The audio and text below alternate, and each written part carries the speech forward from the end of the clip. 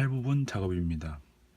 일단 꼭 고쳐야겠다고 생각한 부분은 상완 부분이 너무 가늘어 보이는 것하고 이 팔과 몸체 사이 거리가 너무 멀다는 것을 고치려고 합니다. 사실 처음부터 이 목표랄까요? 이 소설판 일러스트레이션을 재현해 보는 것을 그렇게 작업 방향을 결정했었거든요. 다들 아시겠지만 애니화를 전제하지 않은 디자인으로 알려져 있습니다. 소설판 연재 초기에도 그게 이제 다 완성되지 않은 디자인이 있고 좀 더 다듬어진 이제 완성에 가까운 그 초안이 또 있으며, 그러다가 이제 MG 제품화가 되면서 약간의 이제 디자인 변경이 있었고, 그 뒤로 이제 애니화 그리고 이제 여러 다른 등급의 제품화가 되면서 이제 몇 차례 이제 디자인 변경이 있었죠.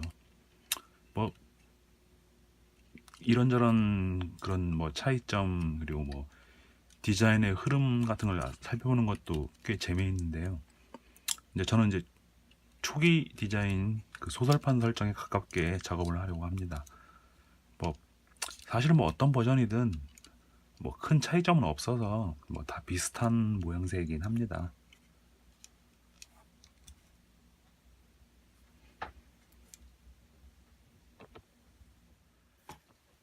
상어만의 두께를 늘려주는 작업을 할 예정입니다.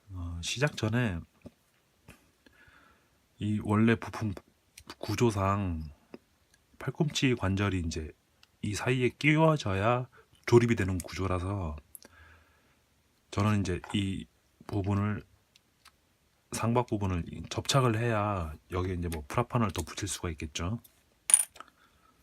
그래서 이거를 나중에 도색 후에 팔꿈치 관절이 끼워지는 구조로 바꿔야 되는데, 일반적으로 많이 쓰는 C형 가공으로 해서 C형 가공도 가능할 것 같긴 한데 이 결합핀 위치도 좀 애매하고 이 결합핀 자체도 좀 약간 긴 편이에요. 이제 크기가 커서 그런 것도 있겠지만, 그리고 이제 4개나 되고 하니까 2개 잘라내고 둘만 남겨서 이렇게 C형 가공을 할 수도 있을 것 같긴 한데, 개인적으로 C형 가공을 별로 안 좋아하는 것도 있고 해서 저는 그냥 가운데를 절단을 해서 위쪽 부품은 이 사이에 넣고 그냥 접착을 하고 이 아래쪽만 남은 팔꿈치 관절을 나중에 작업 후에 이제 도색하고 그냥 이렇게 끼워 넣을 수 있게 하려고 합니다. 예전 몸통 부분 그 작업할 때도 설명했던 것처럼 패널라인 파듯이 이렇게 선을 그어주고 절단면에 이렇게 가운데 잘 맞으면 좋겠지만 그렇게 한 가운데를 정확하게 절단할 필요는 없을 것 같아요.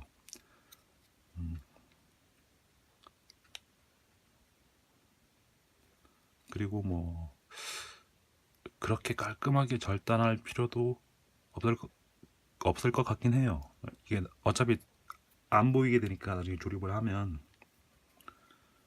그래도 이제 너무 결합핀하고 너무 어긋나 버리면 이제 나중에 조립할 때 좀 문제가 생길 수도 있으니까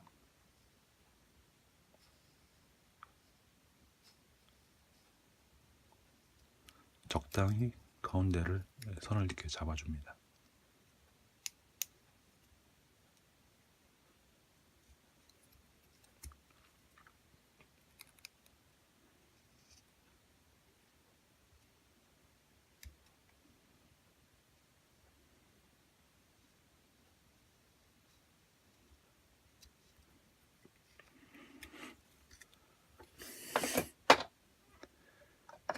그리고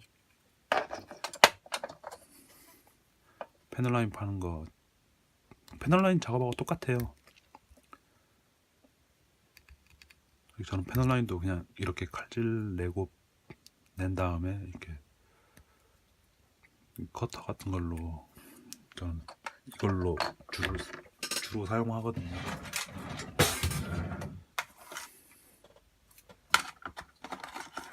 그다음에 적당한 에칭소로 톱질을 해줍니다.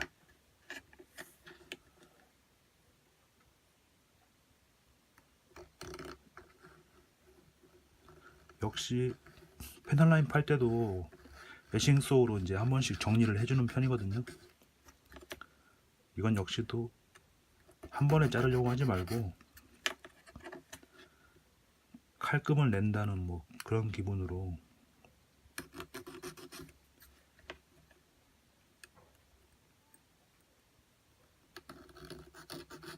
한 면씩 조금씩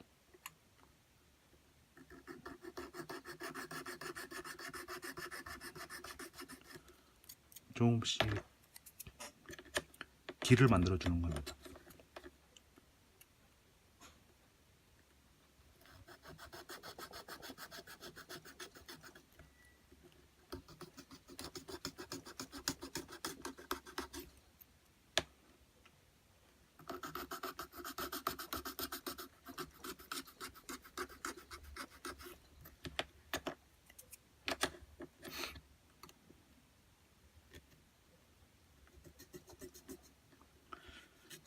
작업할 때 조용하다 못해 거의 졸리기까지 하는데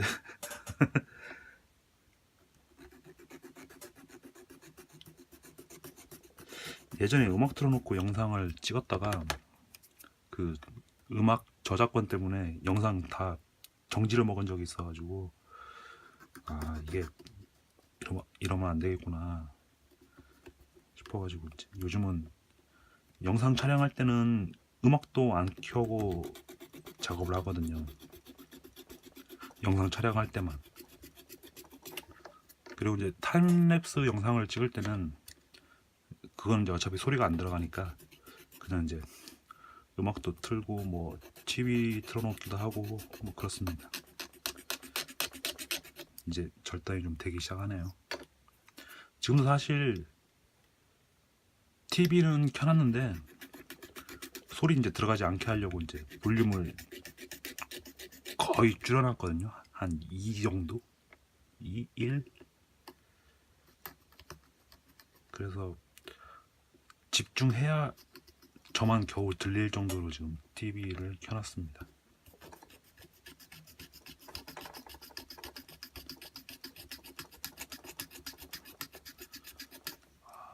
진짜 톱질하다가 졸겠네.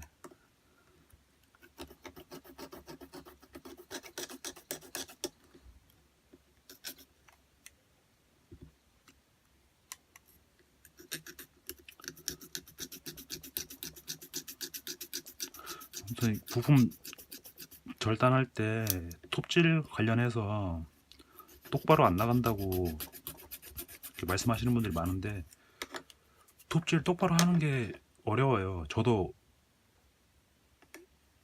성격이 좀 급한 편이어서 이게 한 번에 탁 잘라버리면 좋을 것 같은데, 그게 이제 특히 톱질은 이제 삐뚤어지는 경우가 많거든요. 저도 많이 삐뚤어져요, 톱질. 근데 이제 이렇게 차근차근히 해가지고 차근차근히 해서 이 한 면마다 길을 내주면서 서로 이렇게 어긋나지 않게 좀 조심해서 이제 톱질을 하면 비교적 깔끔하게 톱질이 되거든요. 이 정도면 거의 뭐 후가공 필요 없이 그대로 조립을 해도 상관이 없을 것 같습니다.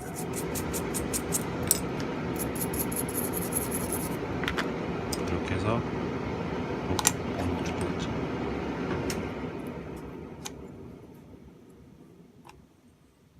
이렇게 해서 이쪽에 넣고, 이것들은 이제 접착을 해서 조립을 하면 나중에 팔꿈치를 그냥 이렇게 끼워 넣을 수 있는 거죠. 그렇죠.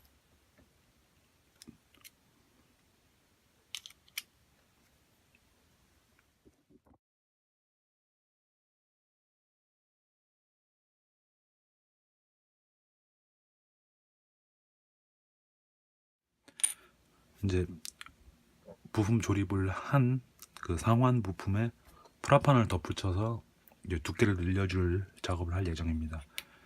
이제 이것도 몇 번 얘기를 했던 것 같은데, 이렇게 프라판을 접착하기 전에 이 면들을 평면으로 가공을 해줘야 되거든요. 이게 그냥 보기에는 평면 같아 보여도 이게 평면이 아니에요.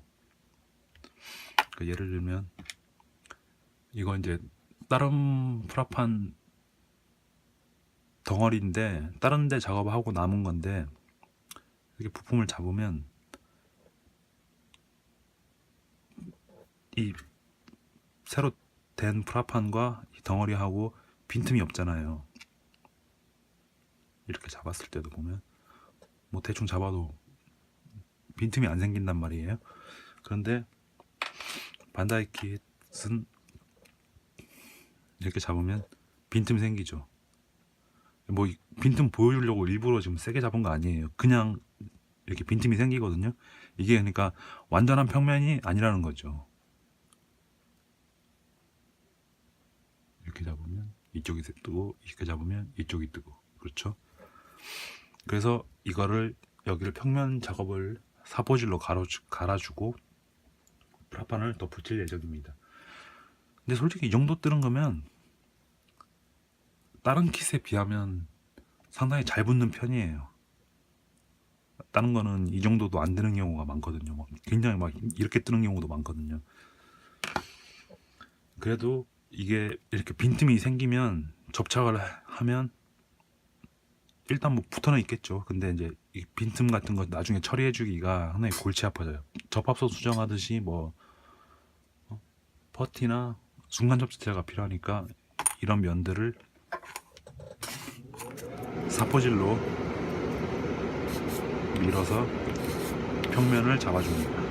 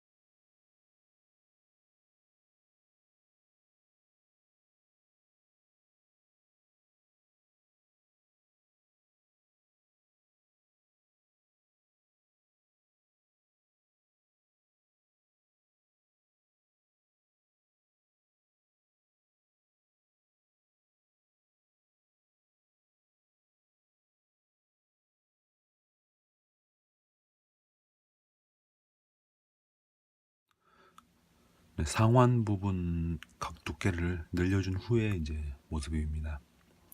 전면, 후면, 앞뒷면은 1mm 프라판을 덧붙였고 옆면은 2mm 프라판을 덧붙여서 두께를 늘려주었습니다. 모서리 쪽은 3mm 프라판을 써서 두께를 늘려주었습니다. 모서리 같은 경우는 이게 이제 좀 귀찮으면서 귀찮기도 한데 신경을 그래도 좀 잘 써야 되는 게,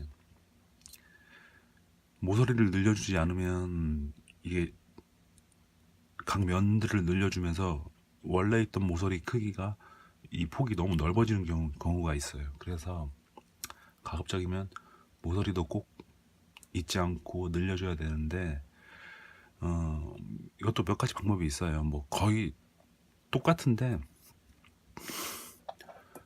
거의 똑같은데 처음에 이제 접착하기 전에 각 면들의 이 프라판을 덧붙이기 전에 아예 이 면들을 더 깎아서 모서리가 없어질 정도로 깎아서 아예 모서리가 없는 상태에서 두꺼운 프라판을 이제 덧붙여서 모서리를 이제 새로 만들어주는 방법도 있고, 그리고 뭐 지금 이거는 이제 뭐 마지막에 이제 모서리를 덧붙인 건데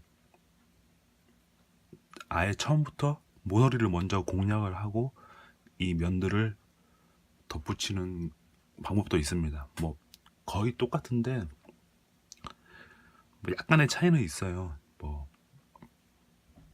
저는 개인적으로 모서리를 먼저 붙이고 이 면들을 붙이는 걸 좋아하는데, 유니콘 같은 경우에는 지금 여기 이렇게 화면에 잘 보일지 모르겠는데 이 팔에 그 다른 두께로 되어 있는 그런 몰드가 있잖아요. 형태가 여기도 이제 높고 낮은 면이 이렇게 존재해서 모서리를 먼저 하는 덧붙이는 걸 좋아하는데, 이런 유니콘 특유의 이런 형태 때문에 이번에는 기존 면을 먼저 높이고 모서리를 높여 주었습니다. 원래는 제가 해보기로는 모서리를 먼저 높이는 게 전반적으로 좋은데 이번에는 어쩔 수 없이 이렇게 모서리를 나중에 높여 주었습니다. 그 다음에 이제 이런 면들을 많이 깎아서 여기 단차도 없애주고 하면서 이제 원하는 형태를 만들어 보도록 하겠습니다.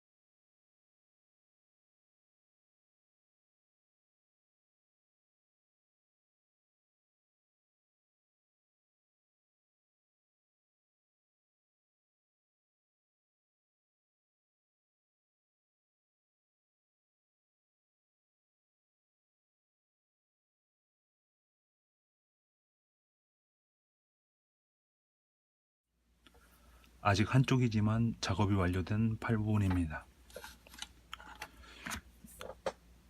상완 부분은 이제 이 모서리하고 이 각 면마다 프라판을 접착을 해서 이제 두껍게 수정을 해 주었고, 빔샤벨 넥 부분, 이 가동 부분에 이제 폴리캡을 넣어서 폴리캡 가동으로 수정해 주었습니다. 그리고 이제 어깨 장갑에 이제 이 조립하고 이제 몸체에 결합되는 방식을 수정해 주었습니다. 이거 이제 MG 스타일이라고 해야 되나요? 이런 식으로 이제 여기 결합핀에 이렇게 꽂고 나서 팔을 이제 이렇게 꽂을 수 있게 수정을 해 주었습니다. 이제 몸체하고 팔 거리가 멀던 게 이제 그걸 이제 좀 신경이 쓰였는데, 그 부분은 이 어깨 장갑 결합 방식을 바꾸면서 그냥 해결이 됐어요. 저도 좀 황당한데, 그러니까 예전에 이제 다른 킷들 작업을 할 때는 이 어깨 결합핀 부분 있잖아요. 이 끝을 잘라내고, 그리고 이제 이렇게 두께가 다르면 이 어깨 프레임이 꽂아지는 이 축 두께에 맞춰서 여기 이제 두께를 좀 가공을 하고 이제 얇게 맞춰서 가공을 하고 해야 이제 팔이 이제 몸통 쪽에 가깝게 이렇게 조립이 됐는데, 그러니까 원래 약간 이 공간이 있더라고요. 그러니까 원래 킷이 이렇게 팔 부분에 어깨 장갑이 이렇게 결합을 한 상태에서 몸체에 끼우게 돼 있잖아요. 근데 이 공간으로 인해서 팔이 이제 다 안 끼워지는 거죠. 어깨 결합핀에. 이게 이제 모르겠어요. 일종의 설계 미스인지 아니면 나중에 유니콘 모드를 염두한 뭐 방식인지는 모르겠는데, 아무튼 그냥 팔이, 그러니까 어깨 장갑이 몸체에 약 2에서 3mm 정도 타이트하게 결합이 되고, 그리고 상완도 좀 두꺼워졌으니까 일단 보기에는 제가 생각했던 만큼의 그 몸체와 팔 사이 거리인 것 같아요. 전체적으로 다리까지 다 조립을 해봐야 이제 뭐 확실하게 알 수 있겠지만, 지금 딱 보기에는 괜찮은 것 같아요. 그래서 일단은 좀 이대로 진행을 하고, 나중에 이제 봐서 좀 더 고쳐야겠다 싶으면 이제 그때 수정을 할까 생각 중입니다. 지금 한 이 정도로 조립이 되거든요. 원래 이제 이 공간이 이렇게 남아 있었는데, 이 정도면 뭐 괜찮을 것 같아요. 그리고 이제 소설판이라고 하면 또 다른 부분이 이 빔샤벨 렉 부분이 조금 다른데, 여기는 약간 서로 이렇게 그 조립할 때 이제 서로 이제 좀 힘을 지탱해 준다고 해야 되나, 그런 부분이어서 좀 걸리긴 하는데, 여기는 뭐 크게 문제가 안 될 것 같은데, 여기도 원래 좀 디자인이 좀 다르거든요. 근데 그거 여기를 좀 잘못 건드리면 나중에 이제 방패를 못 달거나 아니면 이제 방패 그 마운트 부품을 또 수정을 해 줘야 될 것 같아 가지고 여기는 아직 고민 중이에요. 뭐 그다지 눈에 안 띄는 부분이기도 한데 그래서 아무튼 여기까지는 그냥 일단은 이 정도 선에서 팔 작업을 마무리할까 생각 중입니다. 그리고 이제 어깨 장갑 이 결합 방식을 저는 이제 이 방식 이렇게 그 MG 스타일 그런 식으로 작업을 해주는 이유 중에 하나가, 그러니까 원래 순정으로 만들면 팔이 이렇게 움직일 때 어깨 장갑도 같이 움직이잖아요. 뭐 이게 뭐 무슨 문제냐 싶을 수도 있는데, 저는 이제 이게 물론 같이 움직이는 게 맞는 거긴 한데, 전 여기서 이게 약간 이렇게 틈이 있잖아요. 이렇게. 그러니까 약간 움직여도 어깨 장갑은 그대로 몸체하고 나란히 있는 거, 이걸 좀 좋아하거든요.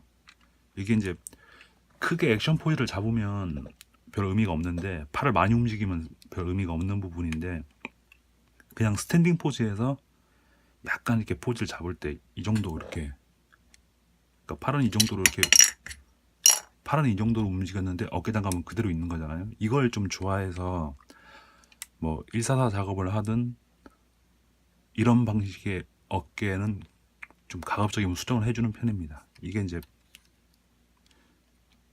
영상으로 얼마나 전달될지 모르겠는데, 어깨 프레임과 어깨 장갑이 고정된 상태는 어쩔 수 없이 같이 움직이죠, 이렇게.